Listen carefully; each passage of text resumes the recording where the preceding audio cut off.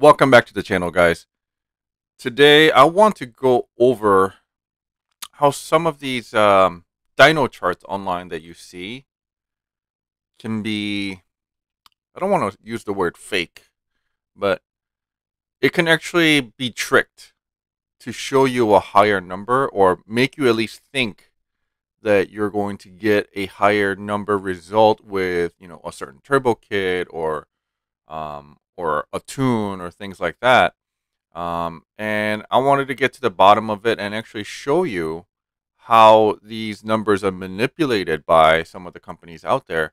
I'm not, saying a certain company does this or anything like that, but you still should be aware of what you're looking at when you see a dyno graph and a company tells you, hey, this is going to make X and X amount of power. Here's a dyno graph, and instead of just looking at the actual number they give you, you should be able to decipher what's going on with the graph, as well as looking at the corrections and things like that. There are some things that's a telltale tale that they are doing everything they can to make the numbers look the best. So yeah, let's get started. It's not a long video, but it should be very informative to you in making your decision on buying a certain product, or even just estimating how much power you're making compared to a friend of yours or things like that. So yeah, let's get started. Okay, guys, so obviously what you're seeing on the screen right now is a dyno graph. This is actually a dyno graph from a Mercedes AMG GTS. I picked this dyno graph because it's got good power, and it will give us a good example of how to manipulate the numbers to make it look like it's making more than what it's supposed to. So right now it's in standard SAE setting. This is the setting that SCCA or NASA or any of the racing governing bodies actually require their spec cars to be dynoed in. So when we had a lot of the spec Miatas come in to our shop to do their pre-required dyno runs for them to make sure that they're going to qualify for racing in the series that year, we would always dyno in SAE and do a printout of I believe it was like every 1,000 RPMs of what the power was, things like that. So this is the standard. This is where we need to be at. This is the closest you're going to get to real numbers, as you call it.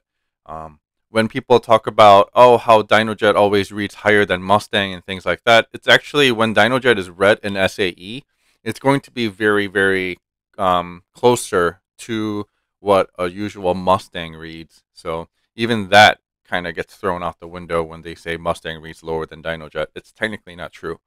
I can get into the whole Mustang thing down the road, but Mustang is even easier to manipulate numbers than DynoJet. So I personally prefer DynoJet results over Mustang results just because they have what's called a multiplier that they can just totally mess up the numbers with. But yeah, back to the subject at hand here. So like I said, this is a standard of where we need to be at, but you're going to see me change a few things and pay attention to the horsepower and torque number. Okay. The most simple thing that a lot of people use is instead of SAE, they'll go to STD. And no, that's not a sexually transmitted disease. It stands for standard. Okay. So did you notice how the power just jumped up just by me changing that? Let me do that again just so that you can see. So this was an SAE setting. It's the same exact car, same exact graph, same exact, file. So all I'm doing is changing the correctional factor. So if you look at the horsepower, we're going from 521.80 to 537.81. So that's what? Almost 17 horsepower at the wheels just by changing the correction. Let's look at the torque. Torque was at 553. We're jumping up to 570. Super simple way to fool a client into thinking they're getting more power than what they actually are, right? Now, it's not to say that STD is completely wrong. Now, if your base run was done in STD and you're doing, a tune run on STD, then that's fine. Like, you're only looking at the difference of the two graphs anyway. But basically, STD correction is a feel-good correction where you can sit there and say, hey, I made 537 horsepower versus, hey, I made 521 horsepower. Get it? All right. So that's something to watch out for. That's really easily seen here. If you look at the top right hand of the graph where it says CF, that's called correctional factor. Where in SAE, when I change it to STD, it goes to that. Sometimes, depending on the weather of when the dyno was done, you might actually see uncorrected. Take a look at how the uncorrected changes.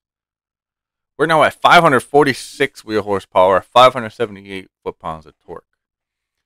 Uncorrected basically doesn't take any of the weather into effect. So this is basically what the car put down without any type of correction at the time of dyno. So this uncorrected number sometimes can be lower than an SAE number, or it could be higher, just like you see here. So that's something, I mean, it's uncorrected, basically. Don't pay attention to it. But yeah, you'll basically see STD most of the time, and that's where you're going to see the highest number. Now, if we're talking overseas, some of these companies offer things from overseas, and you will see that their horsepower numbers tend to be a little higher than what we see here. So what they normally use is the Japanese way of displaying power. So right now, pay attention to this. The power is HP and torque is foot-pounds. This is what we're used to in the US. Now, when I change this, look at this, change to PS and KGM. So let me actually change this side so that the graph looks good. Because right now, look how low the torque graph is now, because it's in a totally different correctional, a totally different metric basically. So here, let me change this to 80. All right, so now the graph looks similar to what it was before, right? But look at that max power. We're at 545 now with STD. Do you remember what it was before? All right, let me change this out to you. So we're going to go to options. We're going to change this to standard. Look at that. So with STD and SAE, well, let's say standard correction, SAE correction, we're at 522.21 on this car. But if I change this to Japanese and go to STD, the same exact car is going to show you 545. Obviously, this is something that you can miss and totally misinterpret, saying that, oh, this car makes way more power. But you have to pay attention to the PS here. PS, the way they calculate this, equals about 98% of 1 horsepower, if that makes sense. That's why you see a higher number. But a lot of people will miss this part where it says PS. And people will think this is an actual HP number. So that's something you need to pay attention to. So it's simple tricks like these where people are going to be fooled into thinking their car makes more power. So think about this. Like you're at this company that's claiming, hey, with our tune, you're making 522 horsepower at the wheels. And then another company comes around and shows you this graph and says, guess what? We make 545 horsepower. You see what I'm getting at? So, I mean, a lot of these companies are out there to sell products, sell their parts, sell their tunes and things like that. Just be careful what they're feeding you, because you need to look at apples to apples. You can't look at apples to oranges and think one company is better than the other.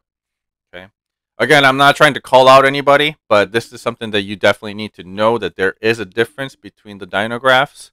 So take it with a grain of salt whenever somebody feeds you a dyno graph. I wouldn't worry too much about it if everything was in the standard, foot-pounds with HP.